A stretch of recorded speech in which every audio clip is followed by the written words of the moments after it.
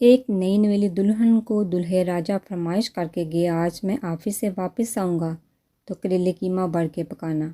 دلہن مسکرا کر بولی، مجھے سب کچھ بنانا آتا ہے، آپ کو آج شام کو ایسے کریلے کھانے کو ملیں گے جو آپ نے کبھی نہ کھائے ہوں گے۔ دولہا مسکرا کر بیسٹ آف لک بولا اور آفس روانہ ہو گیا۔ دلہن نے سب سے پہلے موبائل پکڑا، یوٹیوب کھولا تو انٹرنیٹ کی MB ختم تھے، تو کمرے سے باہر نکل کر ساسو ماں کے پاس گئی اور کہنے لگی، ماں جی مجھے سب کچھ بنانا آتا ہے، آپ کے گھر میں کیسا پکتا ہے، مجھے تھوڑی سی گائیڈ لائن دیں۔ ساس مسکرا کر بولی، کوئی بات نہیں بیٹی، تمہیں سب بتاتی ہوں۔ ساس، سب سے پہلے قیمہ فرائی کرو۔ بہو، یہ تو مجھے پتہ تھا۔ ساس، کریلے چھیلو۔ بہو، یہ تو مجھے پتہ تھا۔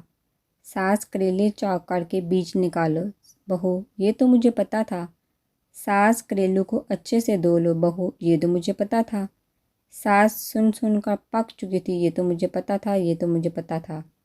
ساس نے کہا، کریلوں میں مٹی بھر کر اوپر دھاگا لپیٹ دو۔ بہو، یہ تو مجھے پتہ تھا۔ ساس نے کہا، قیمے میں مٹی والے کریلے رکھ کر کچھ دیر کے لیے پکنے دو۔ بہو، یہ تو مجھے پتہ تھا۔ دولہا صاحب دفتر سے گھر لانچ کرنے پہنچے تو کریلوں کی خوشبو سونگھ کر رہا نہ گیا اور دولہے نے کہا، کھانا لگا دو۔ کریلے دیکھنے میں بہت بہترین اور خوشبودار تھے۔ شوہر نے جیسے ہی لقمہ لیا تو منہ سارا مٹی سے بھر گیا۔ شوہر نے پوچھا، یہ کھانا کس نے بنایا؟ بیوی بولی، میں نے اپنے ہاتھوں سے بنایا ہے۔ شوہر نے غصے میں بیوی کو زوردار تھپڑ گال پر سیدھ کر دیا، جس پر ساس بولی، یہ تو مجھے پتہ تھا۔ مورل آف دا سٹوری، ایویں نہیں پکدے قیمے تے کریلے۔